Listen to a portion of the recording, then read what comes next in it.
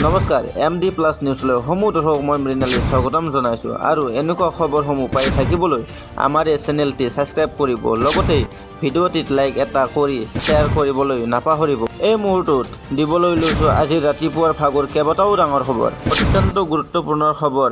ৰাজ্যত খিলঞ্জীয়াৰ ওপৰত চলা উচ্ছেদৰ বিৰুদ্ধে এইবাৰ উজনি অসম কঁপাই তুলিছে কৃষক মুক্তি সংগ্ৰাম কমিটিয়ে।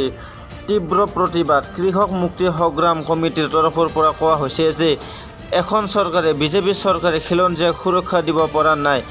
খিলঞ্জীয়াক উচ্ছেদৰ বিৰুদ্ধে কৃষক মুক্তিয়ে কঁপাই তুলিছে ৰাজপথ।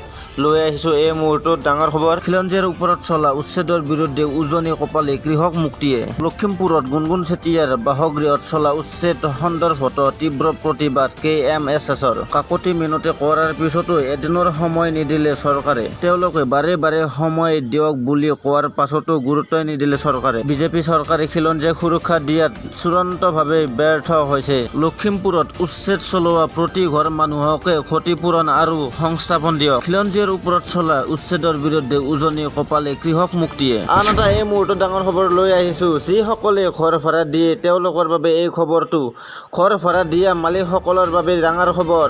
মানিব লাগিব 5টাকৈ নিয়ম। মাইক লৈ এই মুহূৰ্তত ঘোষণা কৰিছে প্ৰশাসনে। Big breaking news. ঘৰ ভাড়া দিয়া মালিকসকলৰ বাবে ডাঙৰ খবৰ। মাইক লৈ নিয়ম ঘোষণা কৰিছে প্ৰশাসনৰ তৰফৰ পৰা। 1 নম্বৰ নিয়ম, ঘৰ ভাড়া দিয়াৰ পূৰ্বে ভাড়াতীয়াৰ বৈধ পৰিচয় পত্ৰ ভালদৰে পৰীক্ষা কৰক। 2 নম্বৰ নিয়ম, Aadhaar card, voter ID, PAN card, কি কৰ্ম কৰে ইত্যাদি তথ্য সংগ্ৰহ কৰক। 3 নম্বৰ নিয়ম, যিকোনো সন্দেহজনক ব্যক্তিৰ বিষয়ে জানিব পাৰিলে তৎক্ষণাত আৰক্ষীক অৱগত কৰক।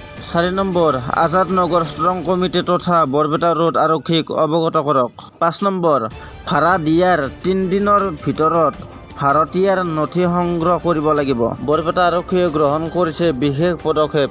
অন্যথা ঘৰৰ মালিকৰ বিৰুদ্ধে আৰক্ষীয়ে গ্ৰহণ কৰিব কঠোৰ ব্যৱস্থা। ভয়াৱহ ৰূপত বৃদ্ধি পোৱা চুৰি ডকাইত ঘটনাক লৈ এই বিশেষ ব্যৱস্থা। আন এটা ডাঙৰ খবৰ, পংকজ পাঠকৰ চিকিৎসাত সঁচাকৈ যদি চুলি গজে তেন্তে নোবেল বঁটা পাব লাগে। সঁচাকৈ যদি চুলি গজে ময়ো ল'ম বুলি মন্তব্য কৰিছে ডক্টৰ হিমন্ত বিশ্ব শৰ্মাই। লৈ আহিছোঁ গুৰুত্বপূৰ্ণ খবৰ। পংকজ পাঠকৰ চিকিৎসাত যদি চুলি গজে তেন্তে নোবেল বঁটা পাব লাগে। সঁচাকৈ যদি চুলি গজে ময়ো ল'ম। মুখ্যমন্ত্ৰী ডক্টৰ হিমন্ত বিশ্ব শৰ্মাই কৰিলে ডাঙৰ মন্তব্য। সঁচাই যদি টপাৰ মূৰত চুলি গজে তেন্তে অসমৰ বাবে এয়া কৃতিত্ব।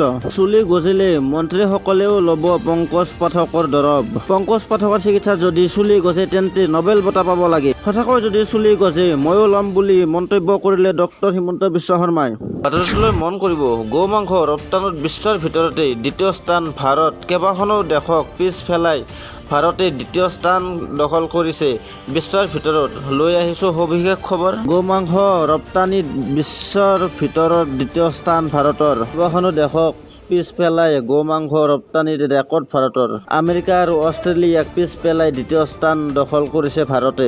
প্ৰথম স্থানত আছে ব্ৰাজিল। 2023 চনৰ পৰাই আমেৰিকা আৰু অষ্ট্ৰেলিয়াক পিছ পেলাই দ্বিতীয় স্থান দখল কৰিছে ভাৰতে।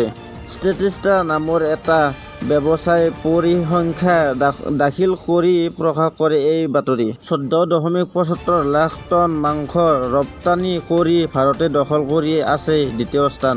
2024 চনত এই মাংস ৰপ্তানি কৰি 3.8 বিলিয়ন মাৰ্কিন ডলাৰ উপাৰ্জন কৰা বুলিও প্ৰকাশ প্ৰতিবেদন। উল্লেখ্য যে BEEF বুলি উল্লেখ কৰিলেও ভাৰতে মহৰ মাংস অধিক ৰপ্তানি কৰে।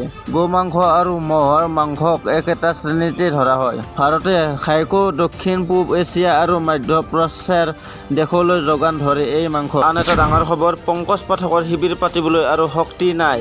পংকজ পাঠকে ৰাজহুৱা সভাৰ পৰা আৰু আঁতৰাৰ সিদ্ধান্ত লৈছে। ছ'চিয়েল মিডিয়াত এটা বিশেষ পোষ্ট দেখিবলৈ পোৱা গৈছে। শিবিৰ পাতিবলৈ আৰু শক্তি নাই পংকজ পাঠকৰ। ৰাজহুৱা সভাৰ পৰা আঁতৰাৰ সিদ্ধান্ত পংকজ পাঠকৰ। মানসিক অশান্তিত ভুগিছে পংকজ পাঠক। ৰাজহুৱা সভা কৰিবলৈ শক্তি নাই পংকজ পাঠকৰ। মানসিক অশান্তিৰ বাবে ৰাজহুৱা সভাৰ পৰা আঁতৰি থকাৰ সিদ্ধান্ত পংকজ পাঠকৰ। সামাজিক মাধ্যমত এটা বিশেষ পোষ্ট পংকজ পাঠকৰ। শেহতীয়াকৈ পংকজ পাঠকৰ চুলি গজোৱা শিবিৰত হৈছিল অথন্তৰ। তাৰ পিছতে পংকজ পাঠকৰ এই বিশেষ পোষ্ট।